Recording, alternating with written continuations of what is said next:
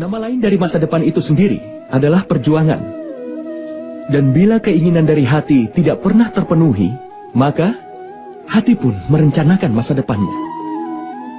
Dia terus membayangkan tercapainya keinginan di masa depan nanti.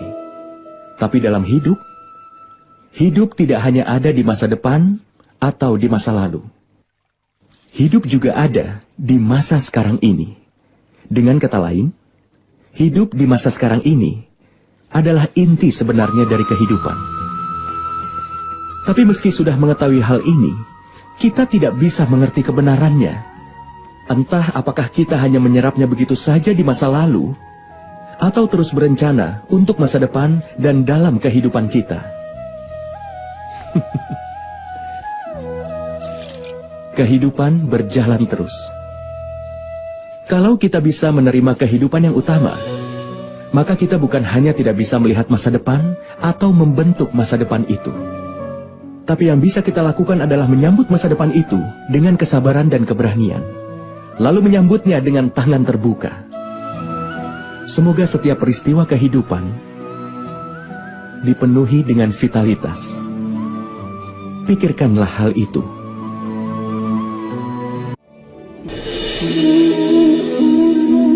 Rasa takut selalu berasal dari dalam hati manusia itu sendiri. Terkadang, ketakutan akan kehilangan kekayaan. Terkadang ketakutan dipermalukan. Terkadang takut terpisah dari mereka yang kau sayangi. Karena itulah, ketakutan saat ini sepertinya normal untuk semua orang. Pernahkah kau pikirkan itu?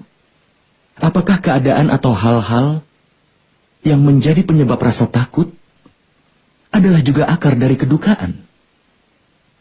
Tidak. Tidak ada hal yang seperti itu. Dan pengalaman semua orang menunjukkan bahwa memiliki rasa takut tidak menyelesaikan masalah di masa depan. Rasa takut hanyalah imajinasi dari kedukaan yang akan datang. Itu tidak ada hubungannya dengan hal apapun juga. Meski sudah mengetahui rasa takut tidak lain hanyalah sebuah imajinasi, apa sulit untuk lepas darinya dan hidup di dunia ini tanpa rasa takut? Coba kau pikirkan itu.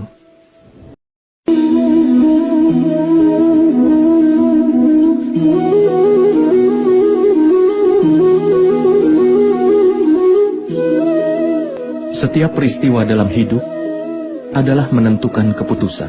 Dan setiap keputusan yang diambil akan berdampak baik dan buruk bagi manusia. Dan dampak itu akan dirasakan untuk selamanya.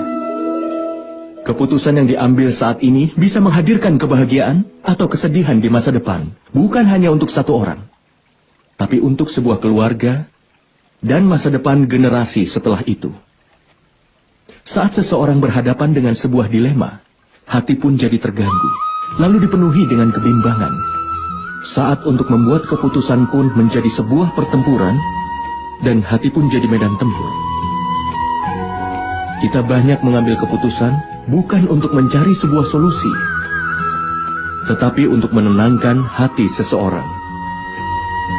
Tetapi, adakah yang bisa makan sambil berlari? Tidak. Lalu bisakah sebuah hati dalam keadaan yang kacau mengambil keputusan yang benar? Pada kenyataannya, saat seseorang mengambil keputusan dengan pikiran yang tenang, dia pasti akan punya masa depan yang bahagia. Tetapi, saat seseorang mengambil keputusan untuk menenangkan hatinya sendiri, itu akan memberi dia beragam penderitaan dan kesedihan di masa depannya. Pikirkanlah hal itu.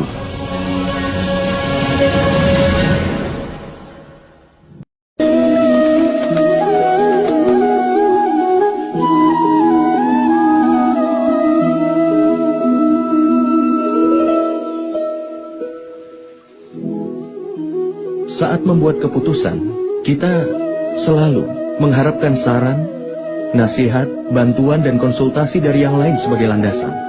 Dan landasan bagi masa depan kita sendiri bergantung pada keputusan yang kita buat saat ini. Jadi, apakah masa depan kita adalah hasil dari saran orang lain, ataukah nasihat dari orang lain di luar kita? Apakah seluruh hidup kita ini adalah hasil dari kecerdasan orang lain? Pernahkah kita pikirkan hal itu? Pengalaman kita mengajarkan pada kita bahwa orang yang berbeda akan memberikan nasihat yang berbeda. Seorang yang taat di kuil akan percaya pada amal. Tapi seorang pencuri, misalkan saja diberi kesempatan, dia akan mencuri perhiasan apapun. Hati yang taat akan menyerap nasihat yang benar, dan hati yang rusak akan menyerap nasihat yang tidak benar. Menerima nasihat yang benar akan meningkatkan kebahagiaan manusia. Tapi untuk menerima nasihat seperti itu mungkin hanya bisa dilakukan oleh orang yang taat. Dengan kata lain, sebelum menerima saran atau nasihat dari seseorang, menyiapkan hati dengan kebenaran. Bukankah itu yang penting? Pikirkanlah itu.